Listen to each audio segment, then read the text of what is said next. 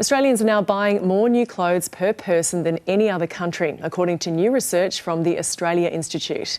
Let's take a look at some of the numbers. It says on average, Australians are buying 56 new items of clothing a year. The US is a close second with 53 and then jumps down to 33 items for those in the UK.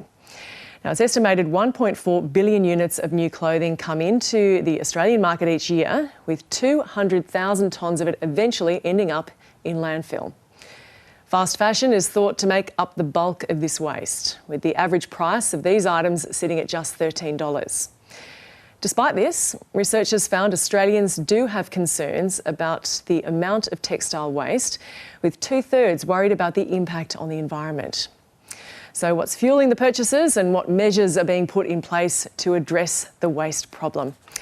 Nina Gabor is the Circular Economy and Waste Program Director at the Australia Institute, and she joins us now. Nina, thank you for coming in. Now, can you tell us how you got to this figure, an average of 56 new items a year for Australians? Yes, that figure is actually from the Australian Fashion Council. And so they came out with this figure in a report, I believe, in 2022. And looking at that report and other research reports online, we realized that Australia is actually the highest and biggest consumer of textiles in the world per capita. Did that surprise you, Australia's placing there? To be honest, no, it didn't, because we do have quite a high standard of living. And if you look at, over 200,000 tons of textiles end up in landfill every year, it's actually not surprising, sadly to say.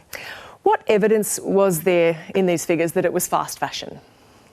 Well, there's a research done by Roy Morgan that this year alone, two of the biggest fast fashion brands are set to make over $2 billion in sales in Australia alone. And that's household items as well as fast fashion, but fast fashion is their biggest sales department. And so, yeah, a lot of that, the things that we import are unfortunately fast fashion.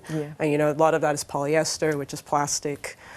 And yeah. Do you think people are aware of that, just what those clothes are made up of and therefore what goes into landfill? Yeah, we did a polling, and according to our polling, only about 27% are aware that it's made of plastic. So majority are not, unfortunately.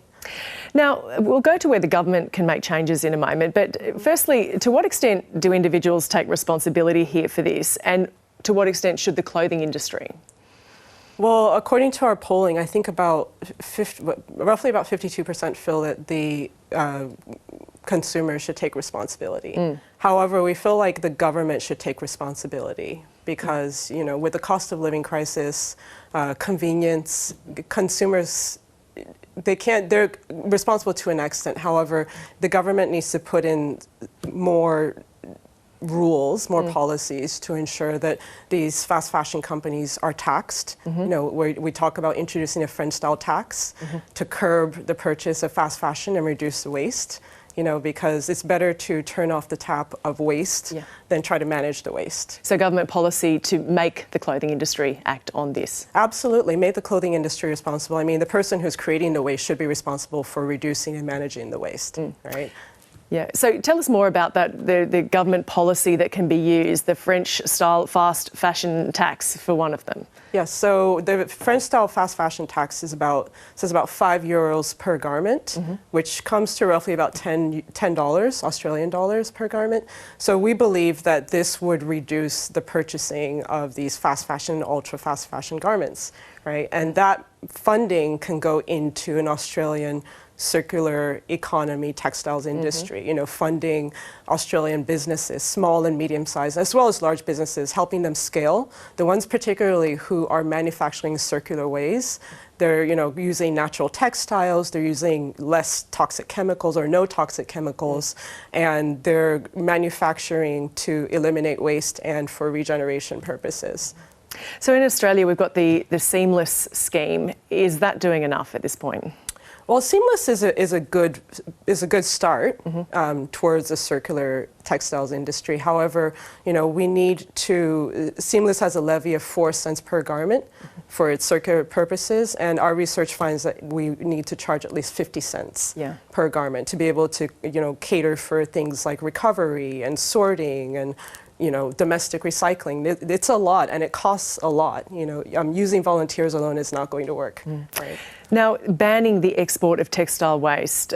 Tell us what happens now and what would change if that were to be banned. Yes, we recommend banning textile waste export because there are. For example, the Basel Convention is a convention that guides, the export of waste to countries in the global south.